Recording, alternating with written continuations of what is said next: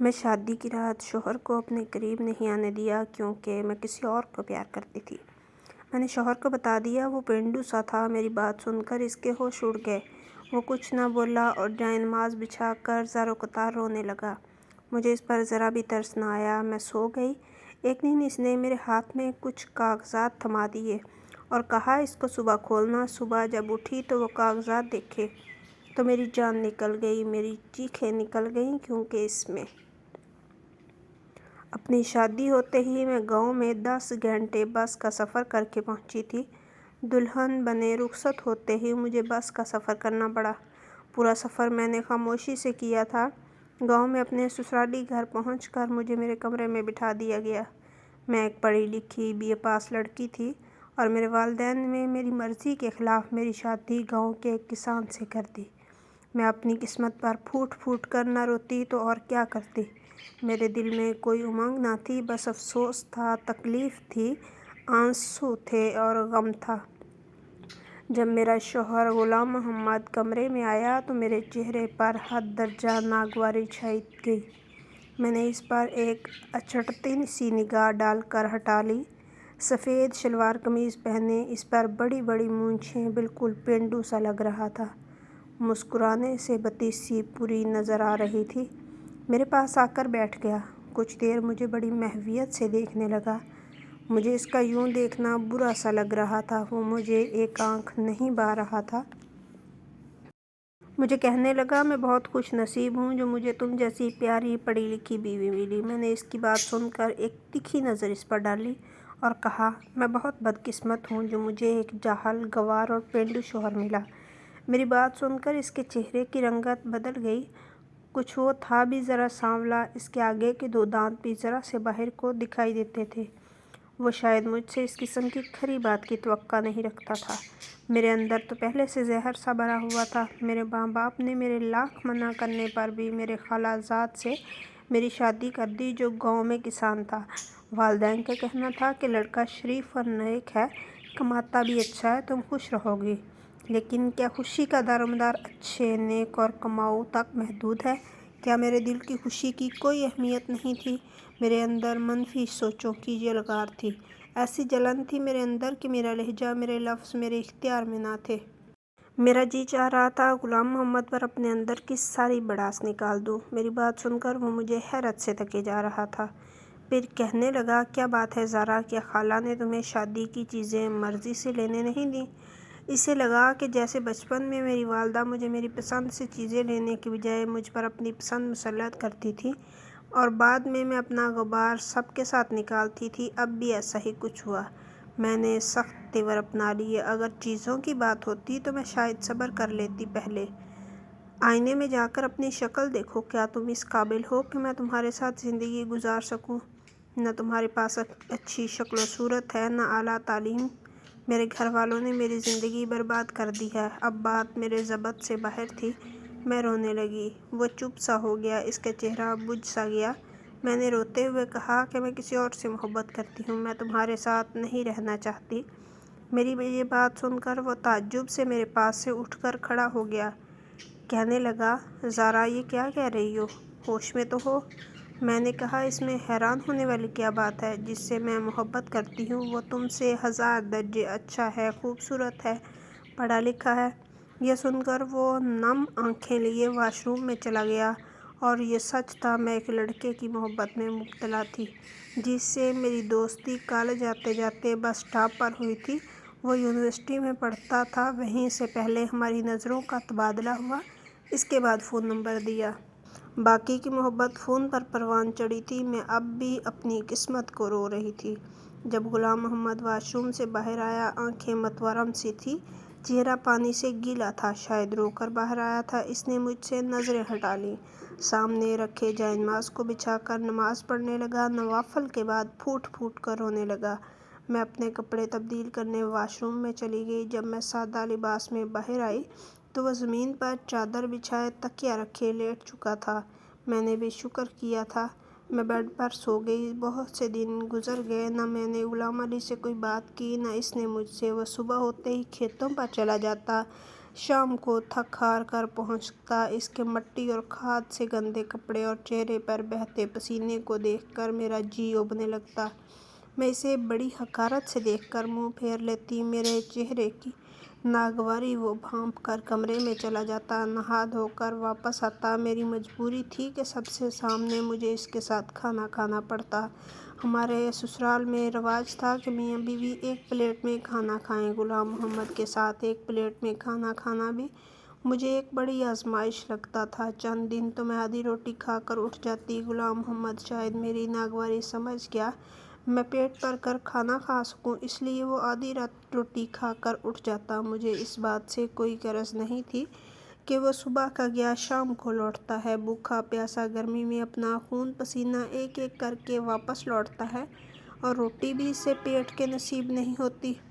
مجھے تو بس اپنی ادھوری رہ جانے والی خواہشات پر ہر وقت قلق رہنے لگا۔ مجھے بار بار اظہر کا خیال آنے لگا۔ میرے پاس جو فون تھا وہ میری والدہ نے واپس لے لیا تھا، اور یہاں بہو بیٹیوں کو فون رکھنے کا رواج نہیں تھا۔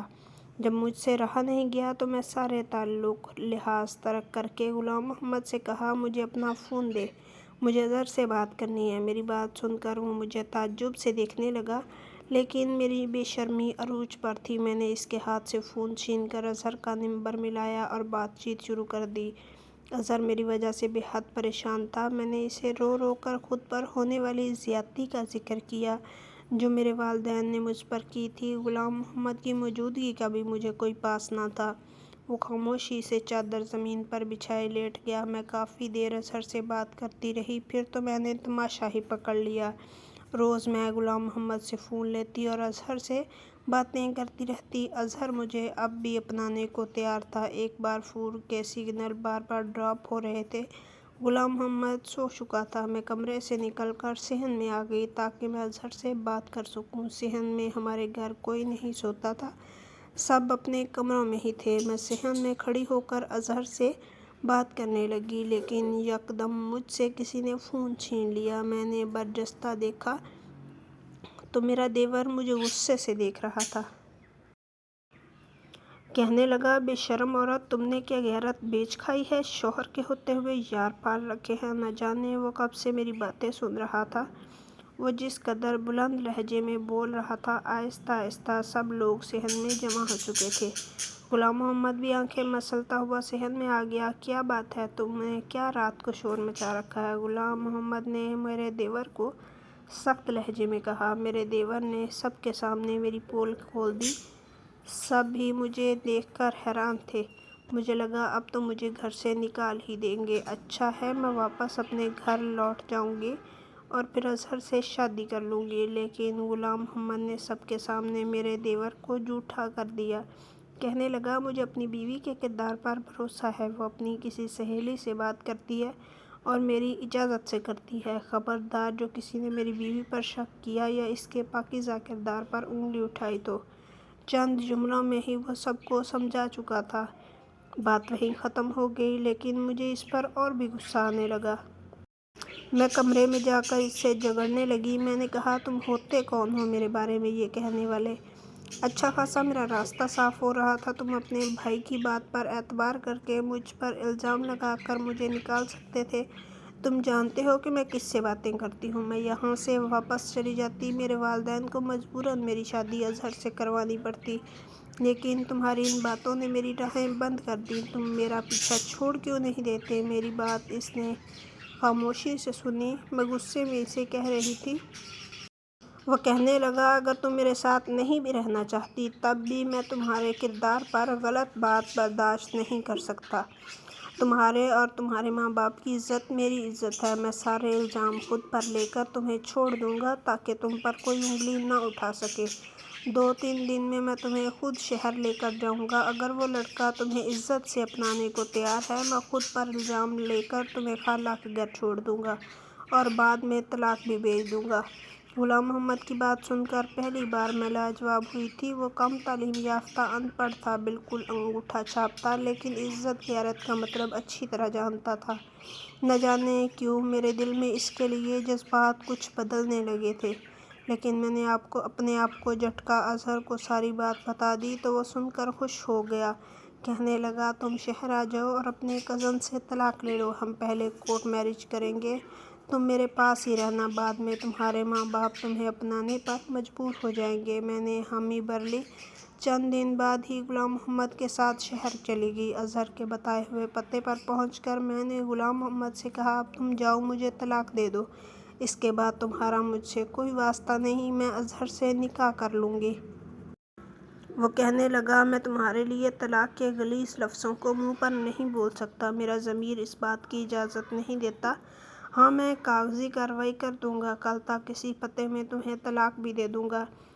یہ کہہ کر وہ چلا گیا۔ میں نے دروازہ کھٹکھٹایا، دروازہ اظہر نہیں کھولا، مجھے دیکھ کر مسکرانے لگا۔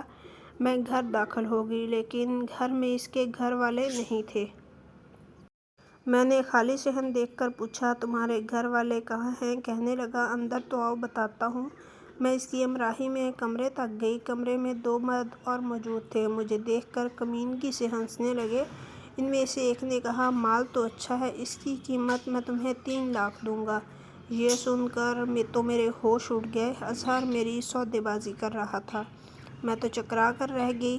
اس سے پہلے کہ وہ مجھے کمرے کے اندر دھکیل کر کمرہ بند کرتا، میں نے بروقت اپنا دماغ چلایا اور اظہر کو دھکا دے کر بھاگ کر مین گیٹ سے باہر نکل گئی۔ وہ میرا پیچھا کرنے لگے۔ غلام محمد ابھی اتنی دور نہیں گیا تھا۔ اسے دیکھ کر میں اسے پکارنے لگی۔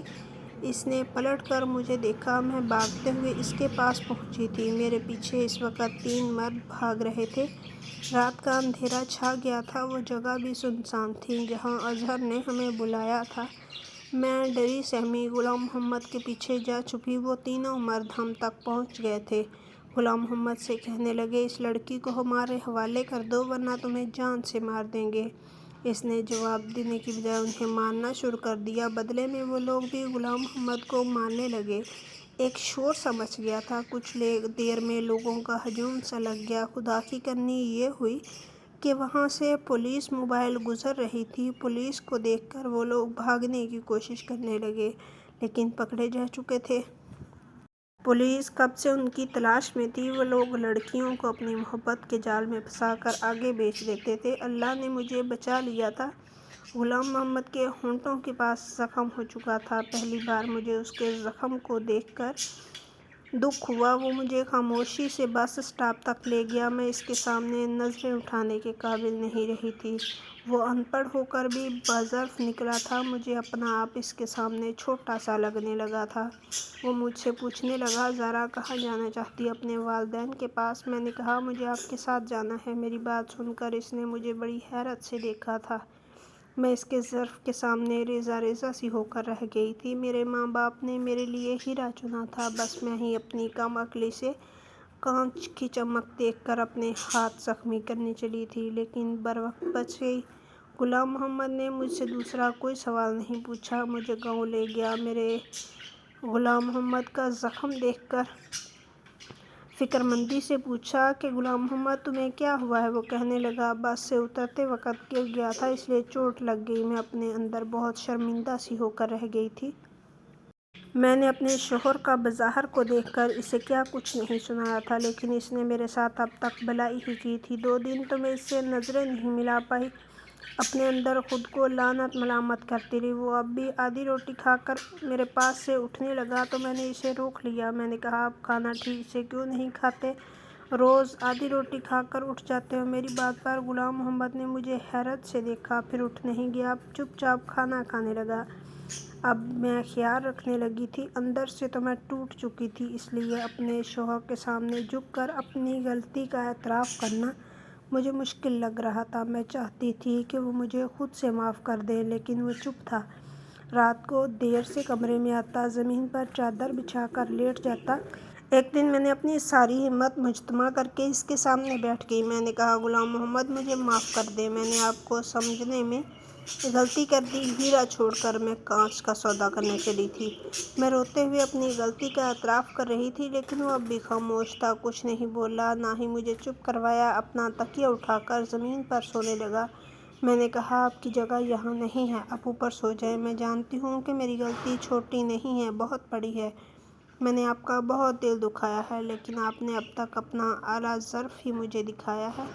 ہو سکے تو مجھے معاف کر دے۔ مجھے لگا وہ ضرور میری کوتاہی کو معاف کر کے مجھے سینے سے لگا لے گا، لیکن وہ نہ جانے کیوں مجھے ٹکٹکی باندھے دیکھ رہا تھا۔ اس کی چپ مجھ سے سہی نہیں جا رہی تھی۔ میں نے کہا، غلام محمد کچھ تو کہو، تم چپ کیوں ہو؟ مجھے ڈانٹ لو، اپنا غصہ نکال لو، لیکن معاف کر دو۔ میں اس کی منت سماجت پر اتر آئی، لیکن اس کی چپ ہنوز تھی، وہ نہیں ٹوٹی۔ ہماری شادی کو 6 ماہ بیت گئے تھے۔